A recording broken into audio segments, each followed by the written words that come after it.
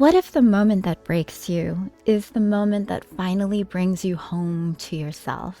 For a long time, I lived life like a race to the finish line, always moving, always producing, always pushing. From the outside, it looked like success, but on the inside, I was exhausted and depleted. Then came this breaking point. It wasn't a gentle awakening, it was really a full mental and emotional unraveling that made it impossible to keep living the way that I was. Slowing down wasn't a lifestyle choice. It was actually, for me, it was survival. But in that pause, something unexpected happened. I started listening inward. I got to know myself, really know myself. And instead of living on autopilot, I began designing my life with intention, with agency, and with truth. Today, my life feels richer, more meaningful, and more spacious. It's definitely not perfect, but it is deeply aligned. And it's a change that I am so profoundly grateful for, which is why today's conversation matters so much, because my guest helps people make this exact shift. From burnout to alignment, from striving to self-trust. Carmell Clark is a master transformational coach, business strategist, and the founder of the Center for Transformational Influence, a global hub for self-actualized leadership, conscious influence, and deeply fulfilling work and relationships. She works with entrepreneurs, executives, and visionaries from launch to scale. She leads immersive group programs and international transformation experiences and creates space where people don't just feel inspired, they change. She's also an author with multiple books in progress and a speaker known for moving audiences into real embodied transformation. So in today's conversation, you'll hear us explore how slowing down and listening inward can radically transform how we lead and live. What happens when we stop shrinking from our brilliance and claim our growth without apology. How alignment, not achievement, becomes the foundation for sustainable success. And why boundaries are the quiet architecture that protects our energy and deepens trust. This is a conversation for anyone who's done everything right and still knows that there's a more honest, spacious way forward. That shift from striving to self-trust is exactly the terrain that today's conversation explores. I personally can't think of a better guide for this moment, so let's bring Carmell Clark in.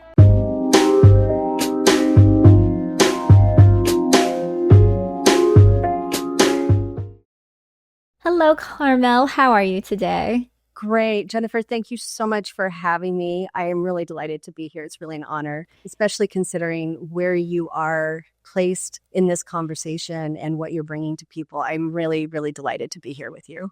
Oh, this is exactly what the Human Beauty Movement is all about. Everything that you do, all of the things that you stand for, all of the work. And so I'm really, really excited to have this conversation. So before we go anywhere, when someone finishes listening to this conversation, what do you most want them to feel, understand, or do differently in their life or in the way that they lead?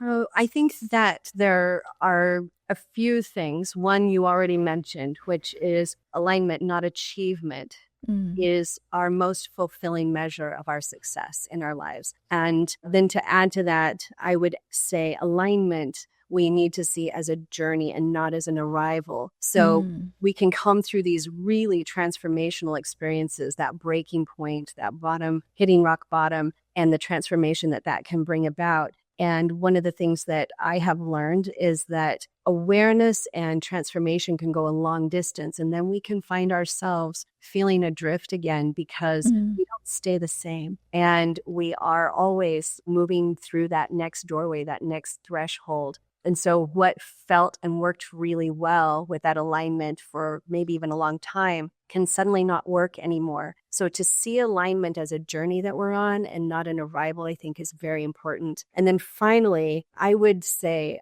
the last thing I would hope people would walk away with today is an idea of what it means to be able to be with myself. And that means creating a love affair, falling in love with myself, not in a narcissistic way, but in a deep, soulful ability to be with myself and love my own company and my life in the moments in between way, if that makes sense. So important and so nuanced. And so I want to dive into this notion of alignment because I think a lot of people hear about it. A lot of people may think that they're on the right path, but how would one know if they are out of alignment? What are some of the things that might be showing up in their lives if they're not in alignment? One of the things that I think often comes up for us when we're not in alignment is this like kind of deep resentment, resistance, or anger, right? Like those things can be there and we can even not know that they're there. Like we maybe have lived with it and not listened to it for so long that it's just part of the landscape that we live with every day and don't pay attention to. So finally something happens or we decide to finally really get more invested and reflective within ourselves, we find, oh, wow, there's a lot down there that I haven't paid attention to that's been trying to get my attention and work with me and teach me and guide me. So I think alignment, learning how to understand our alignment and how we can recognize when we're not, that would be an example. Another one would be just plain unhappiness. Unhappiness could be a factor of we're not on the path that really is our path for our lives, that is aligned for us. Or it could be that we are not with us. I'm not with myself on that path. So I'm not in alignment inside, even though my path is correct, right? Like we can have different versions of that. Another would be, and this happens often, that a job or a relationship needs to transform or change whole scale for us to start to move into alignment because and you already shared this as the intro today, that alignment is that deep feeling of centeredness inside, like peace. And not contentment in settling, but contentment in being able to be within ourselves in a moment and in a day, in the months of our lives. I love that you talked about it as a journey because I feel the same way. I feel like we all go through somewhat of a hero's journey back to self, hopefully back to self. Well, and that would be the ideal goal, is to really make these discoveries of self. And I also like the acknowledgement that you do have phases in your life, and what might be right for you as a youngster might not be the right things for you and may show you, okay, now I'm no longer in alignment with where I want to be during this phase or this season of my life, now that I've had a baby and I'm a mom, or now that I've retired, or now that I've lost a job, or now that I'm in a different kind of a relationship, now that I'm a caretaker. There's so many different things that can be thrown to you in life, which may ask something of you. And to the point of getting to know yourself and knowing and we'll talk about boundaries in a moment, what those magic guardrails are. Yeah, we can either give too much and then ultimately feel resentment, or we may feel that maybe we're living too much for a narcissistic point of view, which is not necessarily self-love either. It's more of a showcasing of ego, perhaps. And so, yeah, there are so many nuances, and not that this one conversation will be absolutely the nail on the head for everybody, but I think that this causes us to all pause and reflect in our own lives, whatever stage that our listeners are in. Let's take this moment. You're listening to this podcast for a reason. You want to get some golden nuggets out of it. Let this be your time to stop and pause and think, oh, is there something that just feels a little bit awry in my life? Or is there something that I was seeking that might not necessarily be what is going to lead to ultimate happiness? Maybe something else is the way forward to what that kind of success might be for me, which is this feeling of fulfillment and meaning and purpose in my life. Yeah. Beautifully said. I think what I have found is that the more I have lived connected to my purpose and lived my purpose, and when I say purpose, I'm not talking like self-help guru kind of purpose. I'm talking about articulating to myself my reason for being on the planet that's been there from the moment I was born, right? And that's one of the things I help people get down to, instead of this contrived, like, oh, I've got to be able to define my purpose now and I'm here to change the world and do all these things. Well, that may be part of it, but but it really is a purpose that is my private inner journey, right? Like that's where Mm. purpose really lives, I believe. And I guess what I would say in that is that first of all, we tend to put, I think, too much on that. But in terms of, I've got to find it instead of coming inside and listening to it. But then as we're living it, being able to recognize that how we meet the self, how we come to know the self in that is also going to change again and again over time, right? It's not going to stay the same. We have to be willing to meet the new versions of ourselves that are coming in. I tell people all the time is I've learned from women much different ages older than me that their way of being able to live fully has been reinvention, always coming to reinvention. And I think the core of that is this knowing the self, or being able to come to know the self and recognize that knowing the self is, again, like I said, not the one-time deal. Like it's going to continue to change. So anyway, you are on another thought. Yeah, no, I think that's so beautiful. There was this workshop that I was hosting where there were these two young brothers, and one brother was telling me, we were talking about the influence of social media because let's face it, we are all bombarded with so many messages, and young people especially, they are so digital native. They're on all these apps and they've got messages, input media, all of this stuff coming at them. And how in the world are they supposed to navigate that? And it becomes difficult to say, well, who am I versus what am I trying to be based on all of these things and these influences that are out there. One brother said, I look at all of that and it makes me feel so envious, so jealous, and so bad about myself. I feel like, well, why are all these people having such a wonderful life and why is my life so boring? Why isn't it like that? The other brother said, I get so excited when I look at social media because I see inspiration, I see art, I see opportunities to meet people and network. And it's just so interesting how two brothers can have a very different perspective when absorbing information. And you were very, very astute in saying, like, if you're harboring anger or jealousy, resentment, like a lot of those things are messages that, maybe this is an opportunity for us to cultivate more self-love and self-awareness and knowledge so that we can have a more positive perspective and look at things and reframe things so that we're not feeling like we are under the thumb all the time. How can we get to a place where we're okay with ourselves and then we're able to let things slide, other behaviors from other people, and be like, instead of getting so combative about it, can we look at it as, I understand that person must be having a bad day, or or I kind of see through what this behavior is, and being able to take it with more of an objective point of view rather than so personally. Can you talk a little bit more about what you see in the way that you coach and perhaps some of the folks that come to you for assistance and guidance there? Yes. I think you brought us into that really well, Jennifer, that we're going to encounter all kinds of behaviors in people. And when we know ourselves better, we're able to see past the initial and recognize, oh, this person must be in a lot of pain, or this person must have something going on, and really credit people for the most part with just intending the best and most people I think are doing the best they can at any given moment, whatever it looks like. And that's not an original idea, of course, when I say that. That's definitely been out there. I really love the work of Don Miguel Ruiz for that reason, right? The 4 agreements that he wrote and the 5th agreement. Really fantastic to have this idea that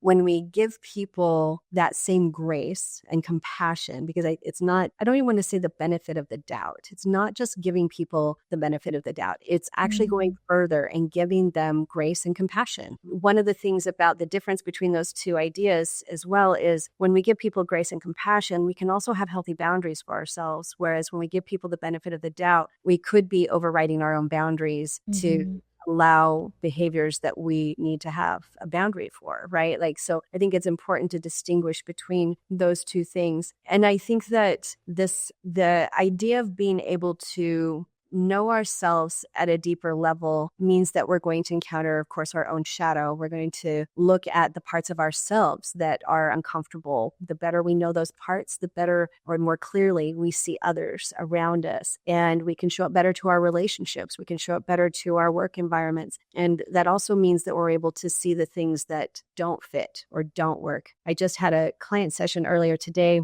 She's in a situation where she's never had a close relationship with her mother, and it's always been fraught. And she herself is a really fantastic coach, right? She's very reflective and heart-led and all of these things, very wise. And in the conversation that we're talking about, I shared with her one of my favorite lines from an Italian film that came out years ago. It's called Bread and Tulips. And in the film, one person says to the other, she's lived this life of giving herself to everybody else and finally come to, I need to give myself my life, right? He said, it would seem to me that your husband is not a deep connoisseur of your soul. And I said to my client, it seemed to me that your mother is not a deep connoisseur of your soul. And I love that idea that we can see that the person has their own path, even in a close relationship like that. We can see that there are differences that really don't recognize who we are, and that we know we have to be recognized for who we are. So maybe a relationship is not in alignment for us. Maybe a situation like a work situation is not in alignment. If we cannot feel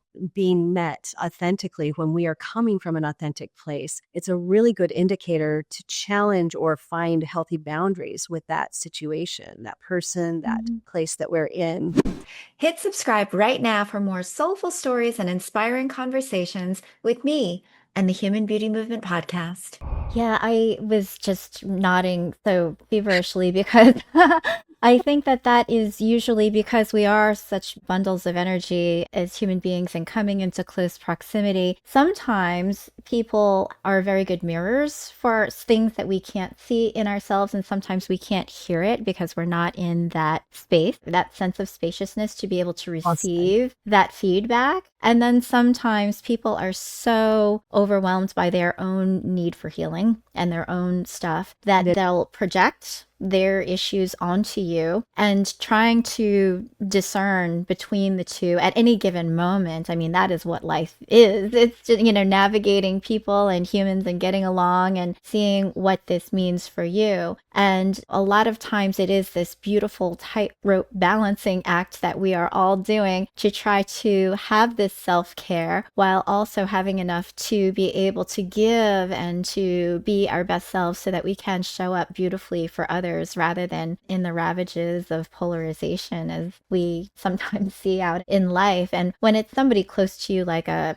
spouse or a mother or a brother, I mean, that's when it gets so difficult. It's not like you can just, with a friend, say, okay, I'm just not going to see you.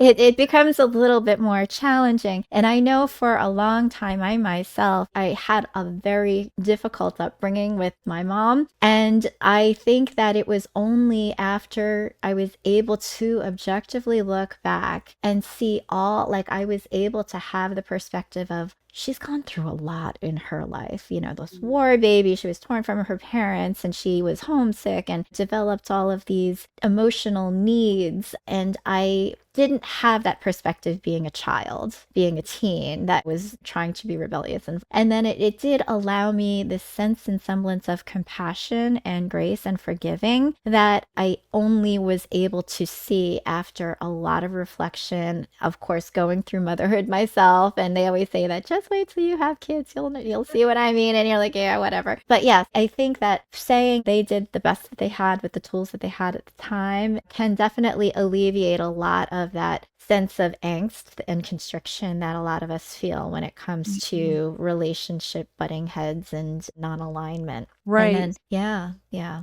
I think that in that, right, you touched into many different things in that, because we have to also give ourselves full range and full permission to be able to feel the things that we feel, and that those can be valid and the person can be doing the best that they can do at the same time and love us, right? Like those things can all be true at the same time. And then figuring out how to navigate that means that nobody's the bad guy necessarily, right? How do we move through our healing process to get to the point where finally nobody's the bad guy anymore, right? Like I think that's part of what I hear when we come to that heart of forgiveness and that heart of understanding. And what you shared actually makes me think about Thich Nhat Hanh's work in the heart of understanding, right, which comes from the Upanishads and the Heart Sutra, right, that we learn how to see our own hearts and our own selves more and more clearly. And in doing that, we are able to look into somebody else and see who they are and see their heart. Doesn't mean we don't have healthy boundaries. It means that we can have those and we don't close our hearts to somebody else on their path,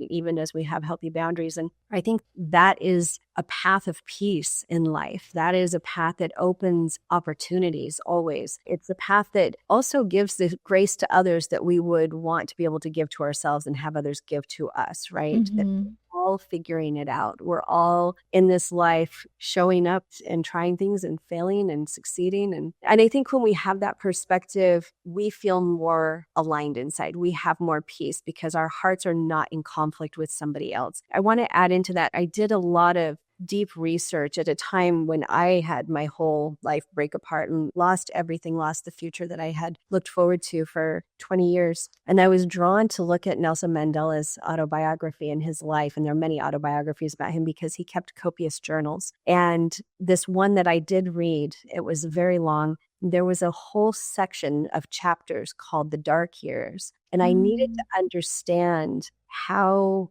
someone else who had been through even more than I was going through, but I was going through my dark years at the time. I needed to understand how he navigated that. How did he have an anchor point in the midst of everything, even his own identity, having been broken apart by things that were outside of his control? And this does happen as human beings. And the thing that really came to me as I looked at that is that he listened to where his heart led him. And I can't underscore that enough in everything that we do, that our heart will lead us truly, always, right? That he found that he could do nothing. He had no control over anything being on Robben Island in prison in an 8x8 cell. But what he could do was show up every day to those around him. And he could show up to himself in ways that he made the decision for his life. No matter what the external looked like, he made the decision to be there. He made the decision to choose to be alive, to choose to do things better, to interact with people in ways that left them better than when he found them, right? Like that was a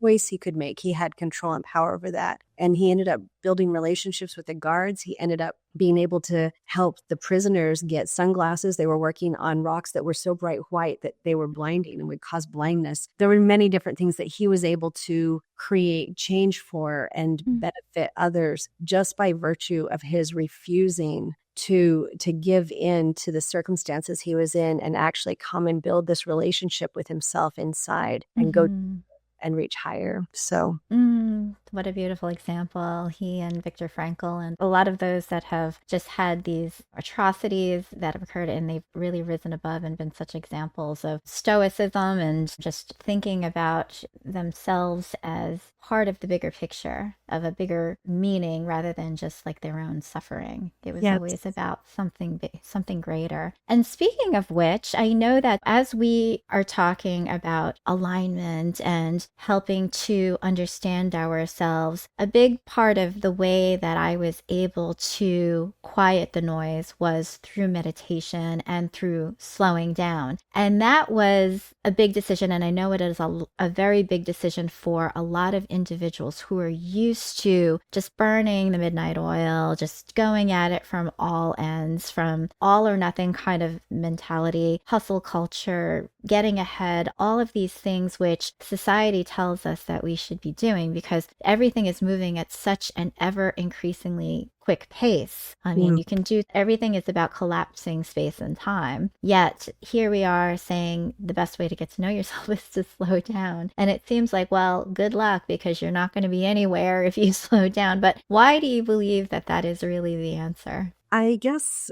I'll start from the inside and move out, if that's all right. I found on the cusp of some really big successes. I had to reduce my life from what it had been before to a 440 square foot apartment in a new city where I wanted to live light enough to be very easily mobile, like easily flexible to everything. And that's when I started living half my time outside the US for years, every year. And what I found in the cusp of these huge successes, I was sitting there in this apartment made out of a 100-year-old polygamous mansion.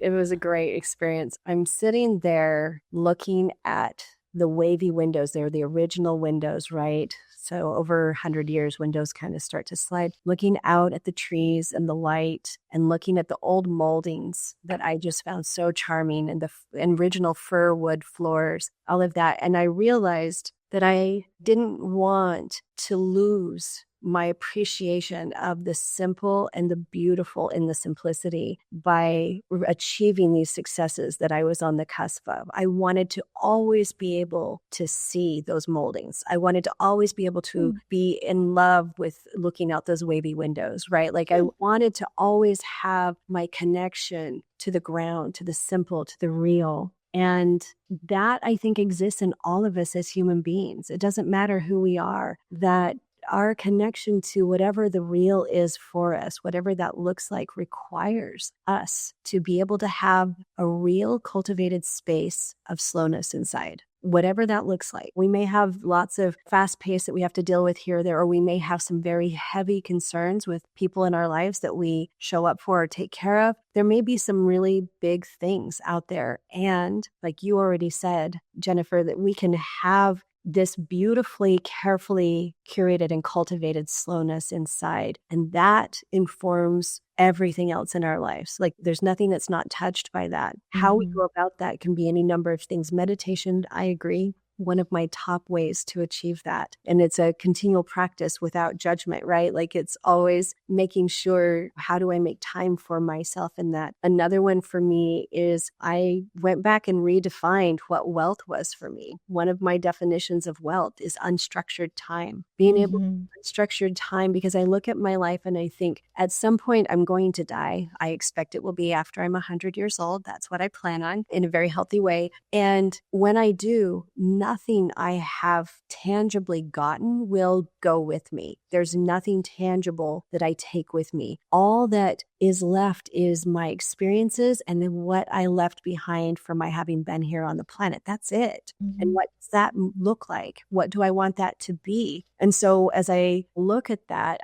my conclusion was that if I have missed the moments of my life because I'm so busy, because I've packed it so full with so many things, packed my home full of things, packed my schedule full of things, packed my life full of relationships that I have to attend to all the time without having the ability to notice the wavy windows, right? To whatever that represents, to be able to catch that I'm breathing the air around me and be in it, like really be in it, then it doesn't matter what I've accomplished by the time I walk off the planet, right? Like I've missed it. I've missed the whole thing if I can't be here for it right now. That's what I think it means to me. Yeah. You mentioned something so interesting in that when I decided to quit my traditional job, it's scary because you're so used to having structured time and a structured paycheck that's more reliable coming in. And so it did feel like a leap, but boy, did it also feel like freedom. So it's that trade-off. You nailed it. People don't realize that. When I left the corporate world, I was in my late 20s, and it took me a year of waking up terrified every day to finally adjust out of that, even though I had a brick and mortar business that my former wife and I had started 10 years earlier that was paying the bills. So like it was still that very thing you're talking about, that I don't have my time structured. There's not somebody paying my paycheck. It's all on my shoulders. And then I was like, oh, the same thing. Wow. I'm free. I'm free. Love that. Isn't that great? I want to talk about the Center for Transformational Influence because you work with leaders around the world. How do you think that influence changes when it's rooted in presence, integrity, self-awareness, rather than this idea of control or charisma, like a lot of leaders are pretty much traditionally taught to do? Yeah, it's an excellent question. Really excellent question. There are so many leaders that do have charisma, and charisma doesn't have to be at odds with having transformational Mm, types of influence with people. But understanding what is transformational versus what is coercive in some mm, way, I think is a really key difference that leaders need to understand. You can see things getting done with the power and authority that you're exerting with others and justify how things are happening. But my question is, are people growing as a result of their time with you? This is a real difference for influence that is not power focused, right? Influence that is transformationally focused. When people are growing and developing and having the opportunities for that, when people are able to feel and understand and know their worth and value better, that is for me the mark of a true transformational leader. We want to be able to get the work done, and it's mm, possible to do it either way. That's the mm, challenge. So are leaders going to really take the path of learning to see themselves better and more deeply and make choices that may not serve their vanity or their ego or even their desire to execute things in what they see as the most efficient way possible? Are they actually going to trust the more transformational way of approaching it, and they find that they can arrive at the same results but with more benefit overall for everyone, right? That is, I mm, think, a really big difference there. The Center for Transformational Influence for me was also really it emerged out of my journey to understand my purpose. So in this path of my own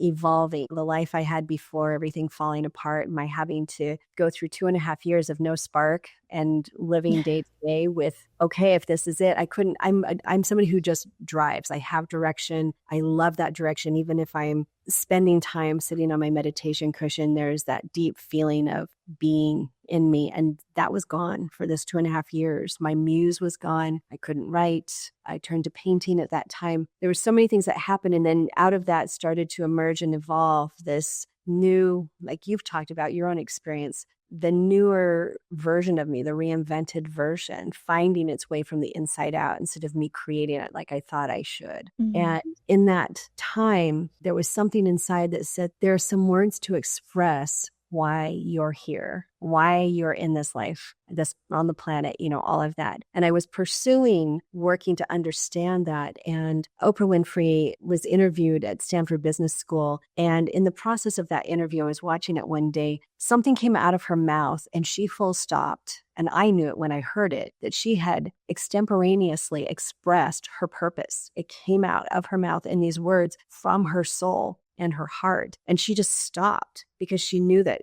that was profound for her and anybody else who was listening. And I stopped the recording at that point and mm, I backed it up and I wrote it down because what she said not only hit the essence or the energy of what I felt inside for my purpose, but the words started to get closer to what I had been seeking. mm, And I tell you this because it was probably within the year after that suddenly one day, the Center for Transformational Influence came to my mind and I felt this alignment that the work that I do and the work that I've built, there's a lot of it, all works under that umbrella. It's not about Carmell Clark, right? Like that's my name, but there's such a guru culture. And I knew from early on, like that's not the path for me. That's not, and it's also not the path of greater possibility and freedom for other people to follow a guru. It's, right. the greater path and possibility is to learn from our teachers and learn from ourselves and learn from life and become more and more sovereign within ourselves and able to generate more out into the world as a result of that. We shouldn't always be following somebody. We should come to be our own authority eventually. And the Center Mm-hmm. for Transformational Influence was really created to facilitate that path for people. Mm. And speaking of the you are your own guru kind of approach, you talk about stopping people from shrinking from their own brilliance. Why do you think that's so many capable and wise people still hesitate to fully own their experience and their genius? Because I believe that our genius is inextricably tied to our saboteur. Like they are Hmm. hand in hand, and to learn and build a friendship with our own inner saboteur, our own victim, the inner, as Carolyn Mace calls it, the prostitute, the one who negotiates for trust and power in our lives. To be able to build the friendship with those parts of ourselves in the context of the genius that lives in every single person is the way that we learn better how to live a more honest and authentic life. This idea that we're going to just remove all limitations and it will suddenly get to this point where it's, a smooth glide, all green lights, everything flows for us. It's a nice idea, but there's no growth. And when you look at the greatest art and the greatest inventions and the greatest things that have ever happened, they always arise out of challenge. They always arise out of limits that have either been put on them or are on, somehow part of the process. And when we understand that, our saboteur is there as part of the journey to help us stay honest with ourselves, to bring about whatever our genius will produce, we're going to we're going to create something greater. We're going to create more of what is really in us to be able to create and fulfill from our genius. I really do see that. There's a great book about the habits of artists and inventors and, musicians and philosophers and everything that a friend of mine or client of mine gave me years ago. And it was this research over like the last, how many hundreds of years, looking at all these different people that we know, their names and their works, and looking at their daily habits. There was not any single consistent thing for any of them. They had the most diverse daily habits and daily practices out there. Some of them stayed up all night and didn't wake up until 12, maybe did something for an hour a day, and that was it. And others were very regimented and, did everything by the clock and, highly productive in these ways. And still, what they brought into the world was profound and life-changing, that we are still, experiencing the results and effects of those things. And what it really said to me was that there isn't a right way. There's the way that is in me to do it. So, to be able to understand that our genius is connected to the parts of us that seem like they're sabotaging us, and to quit fight and instead learn from it and listen and ask questions, so much more becomes possible. There's a book by Sue Bender called Everyday Sacred. And in You it, are so well read. Thank you for bringing all of these resources. I just embarrassed on our conversation today. Wonderful story too, where a dear friend of hers had a son who was a potter in San Francisco, and that's how he made his living, was by throwing pots and throwing beautiful pottery. And he'd been doing it for years successfully, and then all of a sudden he started to have pots break, whether it was in the kiln or he'd be walking across the studio holding one and it would fall out of his hands and shatter. One pot after another breaking, and he couldn't figure it out. And finally he sat down one day and he said, okay, because nothing he could do was changing it. And he just let go. And in that letting go and sitting with himself, something came through, which was this voice that said, you have spent all of your time creating and no time destroying. Like there's no balance here. We need balance in this creative process. And he looked at that and he thought, you're right, to himself. Wow. So from that point on, he would carefully select the pots he would break, put them in a towel, break them apart, reassemble them with kiln glue, and then go through the process. And once Reduce, reuse, recycle. Yes, yes, exactly. Upcycle. Once he started doing that, Jennifer, he stopped breaking pots. They stopped breaking. Like literally, this part of himself was trying to get his attention for his genius to grow into its next part, its next iteration. And it really did. And they were hugely successful. And of course, it also took him in new directions. I just wanted to kind of really paint that picture that our part of our genius. Hit subscribe right now for more stories and inspiring conversations with me, Jennifer Norman, the host of the Human Beauty Movement podcast. I find that really a compelling thought. I hadn't really heard that statement before, and I'm gonna ruminate on it a little bit further because contemplating genius, and I've spent so much time being my own self-saboteur. Like, I have no genius. It's like I'm always gonna be mediocre at everything I do. Forget it, I quit. There's no point. I did that I'd work myself to the bone on things that you didn't really, like so much, and, thinking that that was just the way to be successful. So, Right. yeah, I'm just so curious about how does somebody know what their genius is? How, somebody, some people might arrive at it at like torturing hard work and, blood, sweat, tears, and, become a master at something, and then they're a genius at it. And others feel like, well, if it doesn't flow, then it's not worth doing. Like, it has to be ease. It has to be something that is natural for me in order to be able to for me to proceed with it, because that is natural genius if it's easy Right. for me. So, what do you think? I yes and no and yes. I was gonna say that too. It's like, maybe yes, yeah, it just depends. I don't know.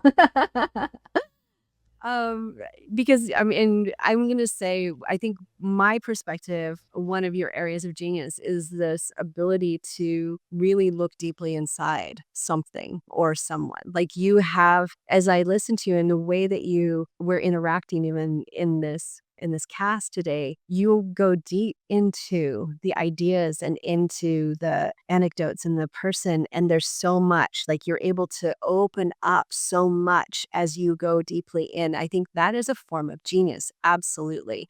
Uh, I think that it's there, we all have our different areas of genius. And to answer your question, I think of Dale Chihuly, the artist, right? He does the glass works that are just Mm, unbelievable, right? There are these, and his work is all over the world. mm. And he is extremely bipolar. And so sometimes he is on his meds and sometimes he is not.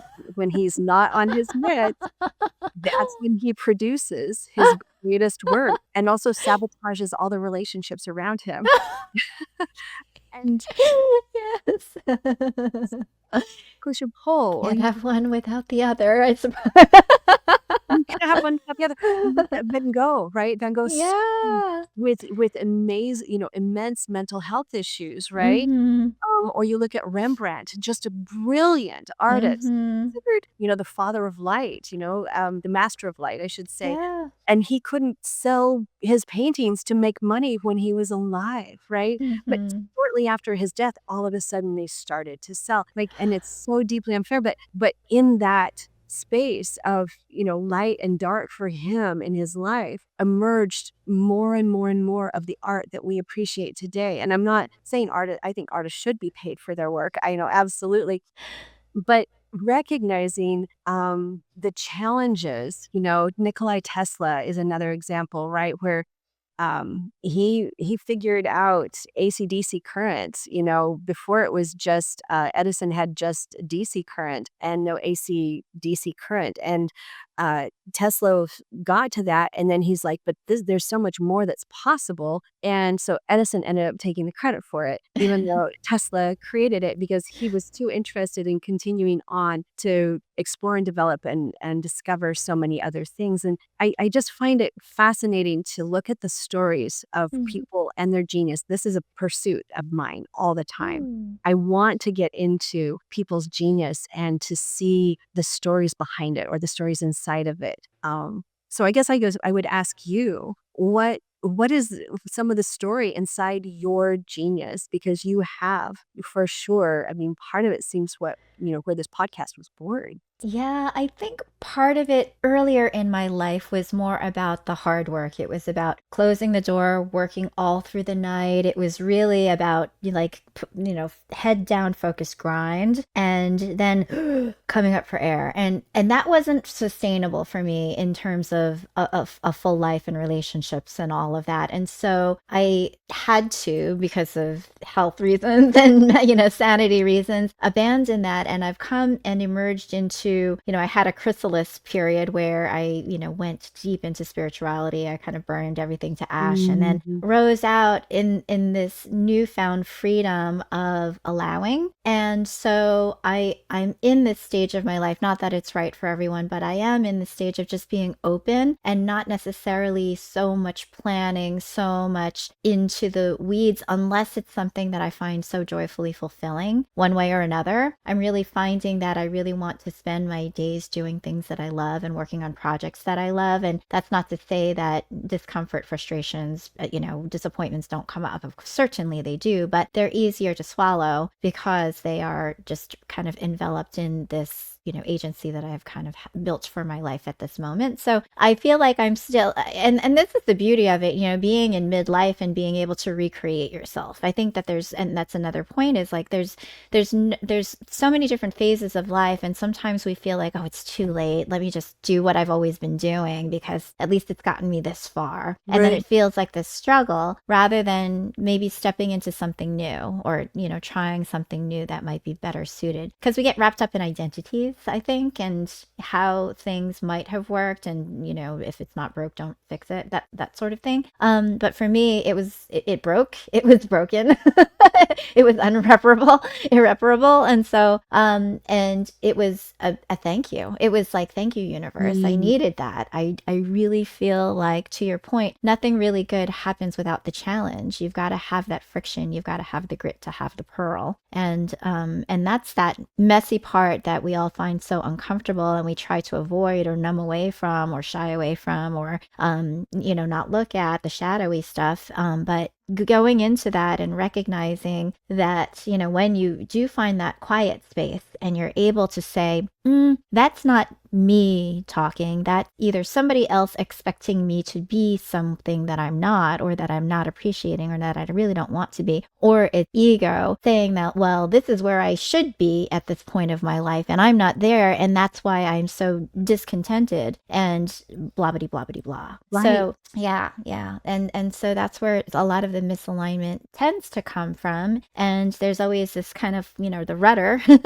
And without that, and knowing, okay, what is that real inner voice, that deep self saying? What is my higher voice, my higher self Love. really wanting at this moment, or of myself? What is that calling, and how can I achieve that? Beautiful. That's beautiful. I see when you talk about your path, one of the things that really stands out for me is the sense of you giving yourself credit finally, right? Like, instead of trying to seek that validation externally, it's Mm-hmm. bringing it back inside and saying, no matter what it looks like, I'm the one who gets to decide the credit that's given for this. Mm-hmm. And I give myself full credit, no matter what it looks like. I'm always giving my best and learning how to give my best in a more balanced way, in a way that serves me on all levels, not just the ones that I thought I should be going after, right? Mm-hmm. Is that big shift out of the coerciveness of kind of that mainstream. It's that difference between the two brothers, Yeah. right? The one, Yeah. seeing things from this perspective, like it's all great and it's inspirational and gives me ideas, and the other feeling like it's just dragging my energy down. And, you finding your version of that in your life, which I think is a great example for all of us to be paying close attention to. You're not trying to teach it, you're living it. And by living it, Mm-hmm. that is the greatest teacher in it, right? From my perspective, who am I to be a guru for anybody else? But live it, and it is resonating truthfully, and I know I can, in alignment with myself, live that. Then it does become more powerful and profound for other people on their path to learn and trust themselves to find their own version Mm. of that, right? That's what I hear in you as you talk about this. Oh, thank you for receiving that and seeing that. I feel like was a moment where I discovered the term radical responsibility, and for some reason I really kind of indoctrinated it. Like, it's nobody else's fault, and maybe it's from him. Like, I've just absorbed so much Abraham Hicks over the years. It's like, it's like, you design, you manifest the life life that you wish to create. And you're responsible, for creating your own reality. And so rather than blaming all the forces outside, it's like, okay, it's on me. Yeah. If something happens, what was my involvement? It's on me. If I wish for something good to happen, it's on me. Like, how can I make this relationship great? It's on me. Don't go expecting somebody else to do it. It's on me. And then all of those things, I think, helped me really feel this desire to perhaps discover myself a little bit more. Like, well, what would my decision be in this situation? What does feel like a guardrail, which is more natural? And we'll talk about boundaries in a second. What does feel like this isn't really serving me in my quest? It's a nice to have. I love volunteering and doing this and doing that, but am I spreading myself too thin? Maybe this is a boundary that I need to observe at this moment so that I can still have the freedom to pursue the things that I think are most important in my life. Yeah. So thank you for that. I so appreciate that. And, in speaking about boundaries, because I know for us I'm a former people pleaser, still working on it. The ones that want to do everything for everybody or control the situation and overextend. What do you think is the thing that holds us back from really finding what those are more cemented rather than, oh, well, I'll just give a little bit here. Oh, I may as well go to this thing. Oh, it's a nice thing for me to be a nice person and do this for this other person. What is it that causes us to not be able to stick to these boundaries and these guardrails? I mean, that's a really excellent question. I think that there are probably a handful of kind of common answers for all of us as human beings around that. One of them being our desire to be liked by others, right? That people Yeah. to feel the approval of other people or not to be a disappointment or let people down. I think that's a big one. And there's an important piece that's good in that, which is the social contract, right? We are able to get along better in our lives through connection, right? And connection really is a deep driver, but codependence and connection can turn into this people pleasing, right? This idea of, not doing what's right for myself, radically responsible to myself first, right? Before I answer the radical accountability I have with others or things that I've committed to. And when I teach this in my self-awareness work, that's one of the distinctions I make is radical self-responsibility is the first step. It is the very first thing that we do or we must do. What is the truth inside me? What is the right thing for me first? And once I'm clear about that, then I can look at my accountabilities and understand, do I need to say, I'm sorry, but I'm going to have to change what I committed to because my truth or my responsibility to myself has required me to do that, and it's not breaking trust, it's being honest and integrous, right? Mm-hmm. When we're able to have that kind of presence within ourselves, our lives do become simpler and easier, right? I recognize this very well because I ended up, after my 20-year marriage ended, I ended up for all intents and purposes, alone for 15 years. Even if I dated, I was with myself and Mm-hmm. I had to learn how to fall in love with Carmell, with who I Mm-hmm. am, and to learn how to be with myself in this most beautiful possible way of living a fulfilling life. And in doing that, it also brought me to very clearly understand and move out of the codependent patterns I'd had before because I was no longer trying to get my needs met through external means. I had to teach myself how to meet my needs myself. And that meant that I didn't need to, wasn't that I couldn't, lean on other people and rely on them. It was that I didn't need to do that, right? Like I actually could recognize that sovereignty and autonomy in myself in a very powerful way and feel fulfilled in that. And so Mm-hmm. with boundaries, what I see happening is, first of all, healthy boundaries are always going to be for ourselves and not against someone or something else, right? We have Mm-hmm. when somebody says, well, I'm going to set a boundary here and their ego's involved, that's going to be pushing back against somebody else. And what I know is when we set a boundary against something, we start the process of drawing it into our lives repeatedly because we are in resistance, right? But when we set a boundary for ourselves that says, this is my healthy space, or this is the thing that feels right or true for me, we don't engage this process of resistance that keeps bringing the same thing we don't want back into our lives again and again, right? So Mm-hmm. learning that difference between boundaries is key and important. And then from that, I would add that learning, how to be with myself in such a way as I did meant that my relationships and all the things in my life had to start to work around me being radically self-responsible, if that makes sense. Like it couldn't be, it couldn't be a codependent space anymore. And when I did find myself unexpectedly, because, it was not expected, I wasn't dating or anything at the time, found myself in a new relationship, that what came in that was, lots of new learning and growth for me, right?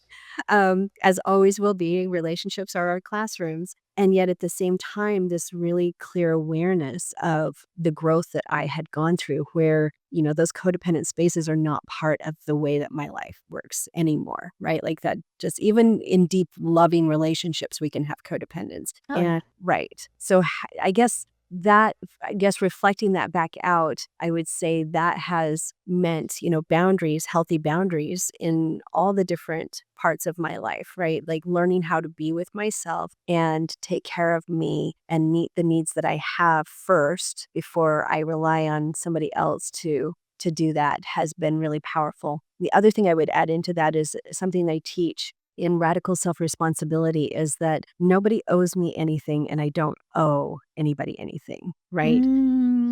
That it just cuts everything else away and gets it right down to its barest, cleanest minimum part, right? Because we're so tied into what we think we owe or are owed. Keeping Right. score. Yeah. Yes. And that is a form of emotional blackmail. It's obligation, right? Yeah. And to cut that out altogether, to bring ourselves back to that, what I call deep radical truth, that nobody owes me anything and I don't owe anybody anything. Okay. As hard as it may be in the moment, it puts me back on solid ground with myself and I can move forward and I cannot hold somebody hostage, or I cannot be held hostage by somebody else in a situation. And the boundaries become easier and clearer as a result of that.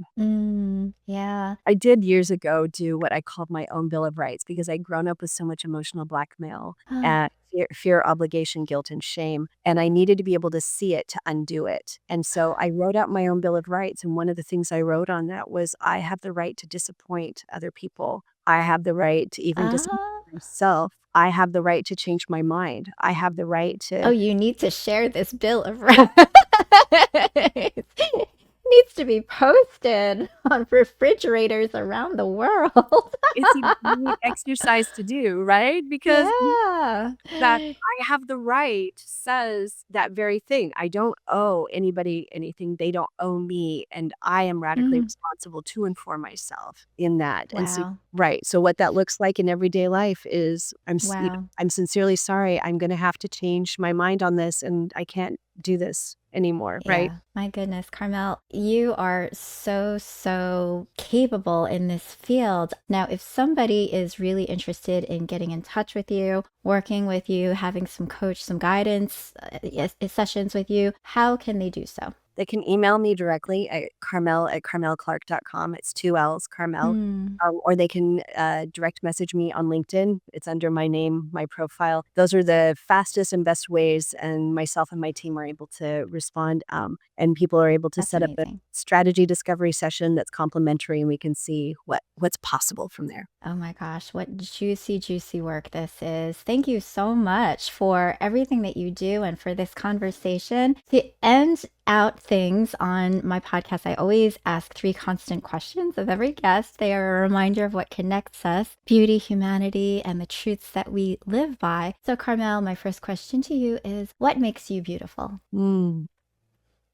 Um, it's such an interesting way to ask that question. What makes me beautiful? I guess what I really feel to respond is that I am beautiful, and I know I am. And the beauty that I know that I am is never changing, right? It's Yeah. always there. And I see and believe that about every single person. So Probably the best answer I have received on this show. Thank you. thank you.